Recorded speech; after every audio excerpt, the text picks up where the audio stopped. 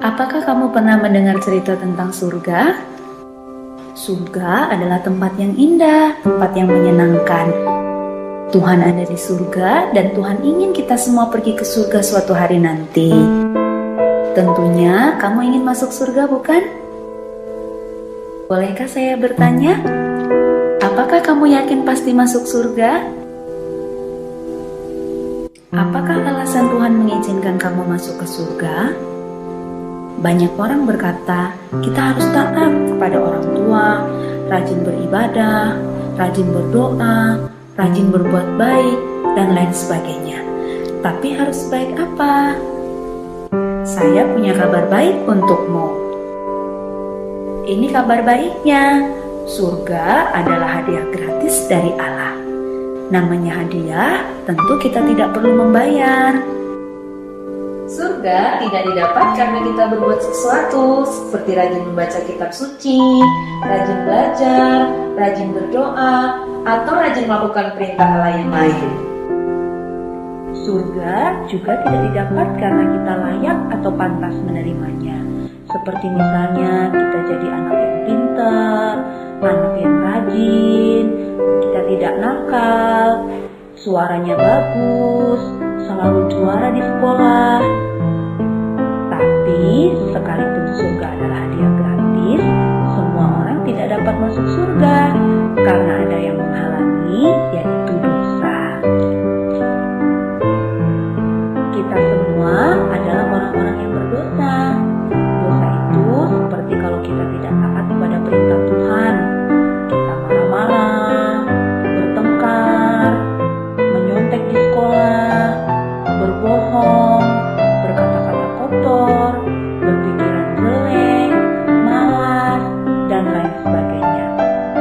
Dosa juga kalau kita tahu yang baik tapi tidak mau melakukan, seperti membantu orang tua, beribadah, berdoa, taat kepada orang tua, tapi kita tidak lakukan, itu adalah dosa.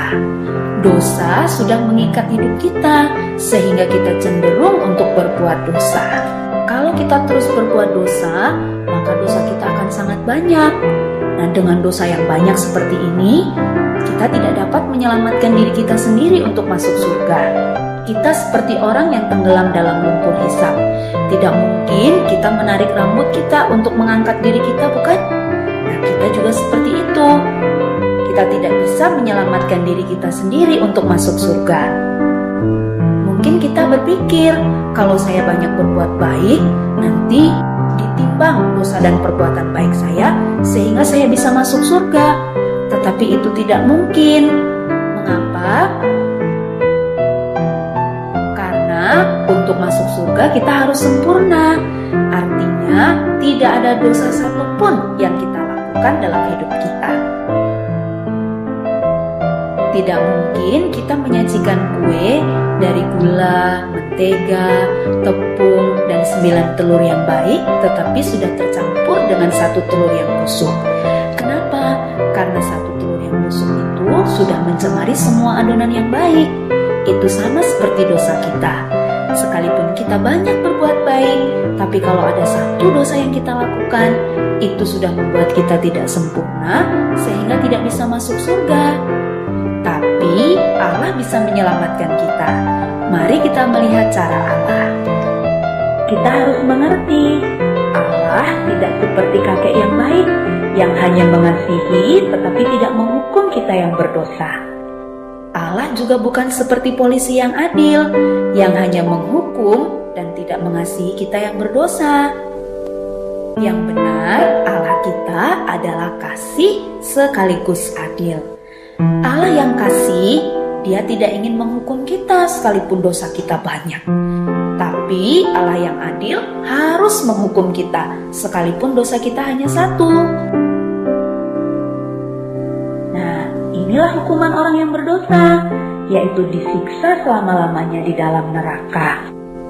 Apakah kamu melihat ada masalah di sini? Tadi Allah kasih tidak ingin menghukum, tapi Allah yang adil harus menghukum. Bagaimana kasih dan keadilan Allah ini bisa bertemu? ada sebuah cerita yang akan menolong kita untuk mengerti bagaimana kasih dan keadilan Allah bertemu. Ada seorang pemimpin yang sangat bijaksana yang bernama Syamila. Dia mau membebaskan rakyat dari pemerintahan yang kejam. Tiba-tiba suatu kali prajuritnya datang melapor bahwa ada yang mencuri bahan makanan mereka. Syamila menjadi marah. Lalu dia memerintahkan bahwa siapapun yang mencuri dan tertangkap akan dihukum 50 kali cambukan di muka umum. Ternyata ada yang mencuri dan pencurinya tertangkap. Tapi yang mengejutkan Jenderal Syamila, yang mencuri ternyata adalah ibunya sendiri. Syamila bingung apa yang harus dia lakukan, karena tentu dia sangat sayang kepada ibunya. Tetapi sebagai pemimpin, dia harus menjalankan keadilan, yaitu menghukum orang yang sudah melakukan kesalahan. Tetapi karena Syamila adalah pemimpin yang sangat bijaksana, dia melakukan sesuatu yang mengejutkan semua orang. Dia membuka jubahnya, lalu dia memakaikan kepada ibunya. Dan dia dicambuk sebanyak 50 kali cambukan sebagai ganti ibunya. Dengan cara inilah Syamila menunjukkan kasih kepada ibunya, tapi sekaligus dia menunjukkan keadilan kepada semua pengikutnya.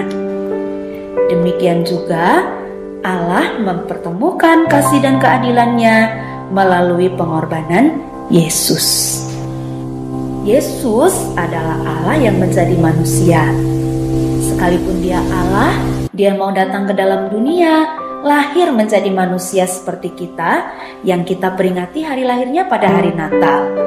Tapi dia hidup dengan sempurna, tidak seperti kita yang berdosa. Inilah yang Yesus lakukan. Yesus mati di kayu salib untuk menggantikan hukuman dosa kita. Sebelum dia mati, dia berkata sudah selesai. Artinya semua dosa kita sudah diampuni satu kali untuk selama-lamanya. Kemudian Yesus dikuburkan, tapi karena dia Allah, dia bangkit pada hari yang ketiga, lalu dia naik ke surga. Dan Yesus menawarkan surga sebagai hadiah gratis. Surga hanya dapat kita terima dengan iman. Iman itu seperti kunci untuk membuka pintu surga. Sekalipun ada banyak kunci, tapi hanya satu yang bisa membuka pintu surga. Itu adalah iman yang menyelamatkan. Dan kunci-kunci yang lainnya adalah iman yang tidak menyelamatkan. Iman yang tidak menyelamatkan itu kalau kita hanya memiliki iman di mulut saja.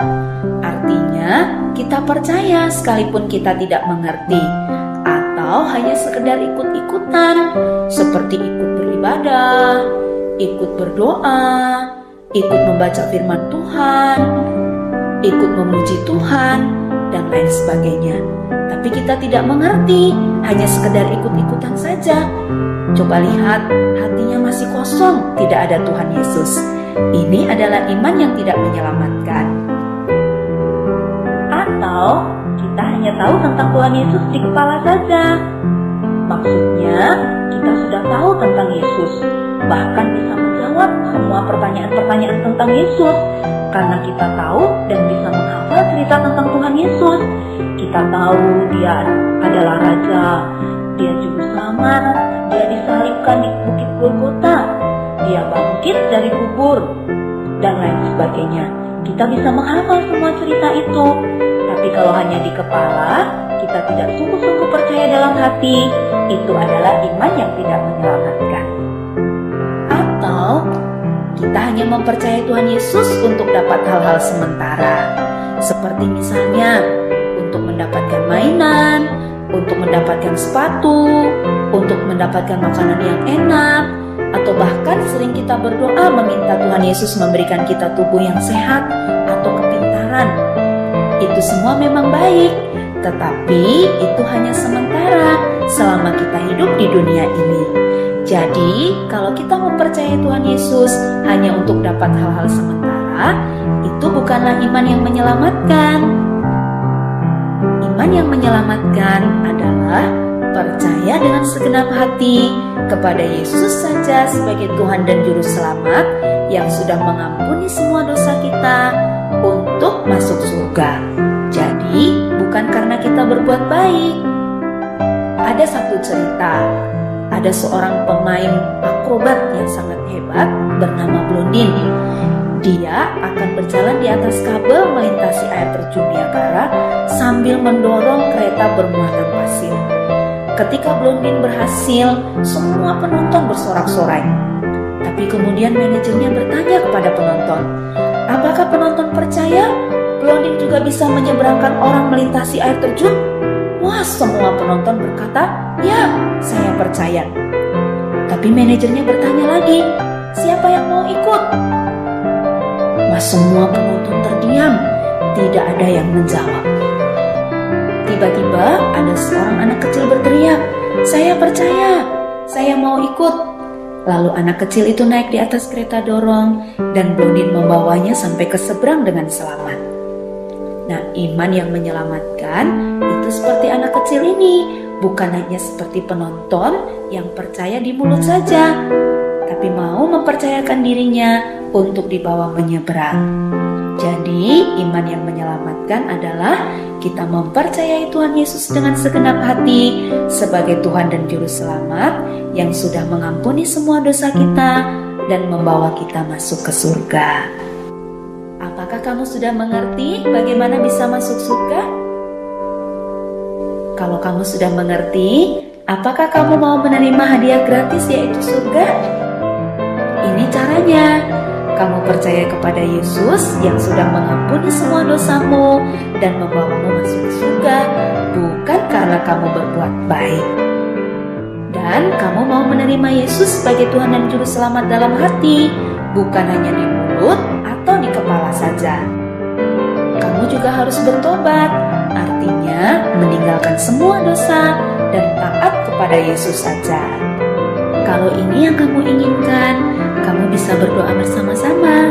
Mari kita berdoa bersama untuk menerima Yesus. Tuhan Yesus, saya mengaku orang berdosa dan tidak layak masuk surga. Saya percaya Yesus mati di kayu salib untuk menghapus dosa-dosa saya.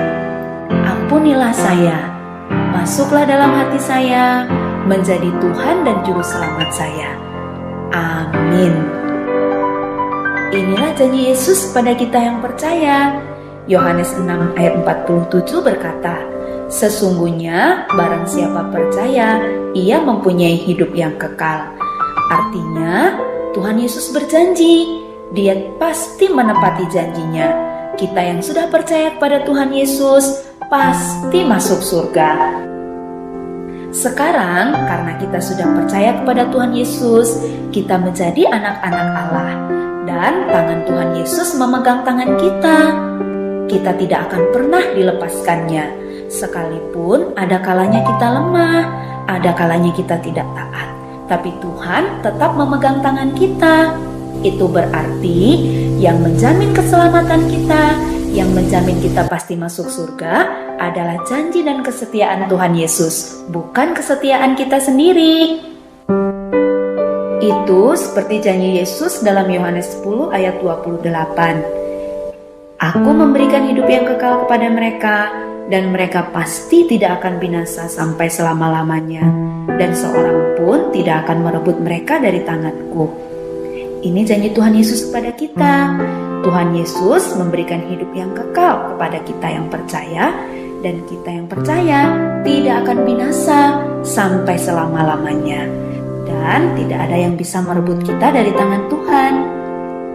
Sekarang kamu sudah mengerti, kapanpun kamu dipanggil Tuhan, pasti masuk surga, karena kamu sudah percaya kepada Tuhan Yesus dengan segenap hati, bukan karena kamu berbuat baik.